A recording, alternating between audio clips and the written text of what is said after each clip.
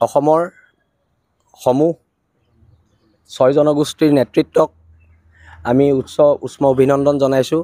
তেওঁলোকৰ ইমান দীঘলীয়া সংগ্ৰামখনৰ এটা সফল পৰিসমাপ্তিৰ দিশে আগবাঢ়িছে আৰু লগতে অসম চৰকাৰক আমি ধন্যবাদ জনাইছোঁ। আচলতে জনজাতিকৰণটো খুব প্ৰয়োজনীয় বস্তু অসমীয়া জাতিসত্তাটো ৰক্ষাৰ বাবে আৰু আমাক ভূমি অধিকাৰৰ ক্ষেত্ৰত অদূৰ ভৱিষ্যতে আমাক সহায় কৰিব আৰু ইমান বছৰীয়া দীঘলীয়া সংগ্ৰাম আৰু এই সংগ্ৰামৰ সফল পৰিসমাপ্তি যে ঘটিছে তাৰ বাবে সকলোকে আমি কংগ্ৰেচুলেশ্যন দিছোঁ আৰু বীৰ লাচিত সেনা অসমৰ মঞ্চৰ পৰাও আমি সকলোকে ধন্যবাদ জনাইছোঁ, যিহেতু বীৰ লাচিত সেনাই পূৰ্বৰে পৰা আমি নৈতিক সমৰ্থন আগবঢ়াই আছিলোঁ এই জনগোষ্ঠীৰ আন্দোলনটোত, যদিও আমি প্ৰত্যক্ষভাৱে জড়িত নাছিলোঁ।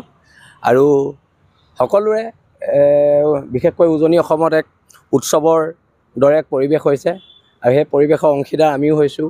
মোৰ পত্নীও আহোম সম্প্ৰদায়ৰ ছোৱালী আৰু এই যিটো জয় হৈছে এইটো জয় খিলঞ্জীয়া জাতিসত্তাৰ জয় হৈছে আৰু আমি আশা ৰাখিছোঁ এখন আইন অতি শীঘ্ৰে ইমপ্লিমেণ্ট হওক আৰু ইয়াত মুখ্যমন্ত্ৰীৰ ভূমিকা লক্ষণীয় হ'ব আৰু অসম চৰকাৰৰ লগতে অসমৰ মাননীয় মুখ্যমন্ত্ৰী ডাঙৰীয়াক বীৰ লাচিত সেনা অসমৰ হৈ আমি ধন্যবাদ জ্ঞাপন কৰিছোঁ। ঠিক আছে।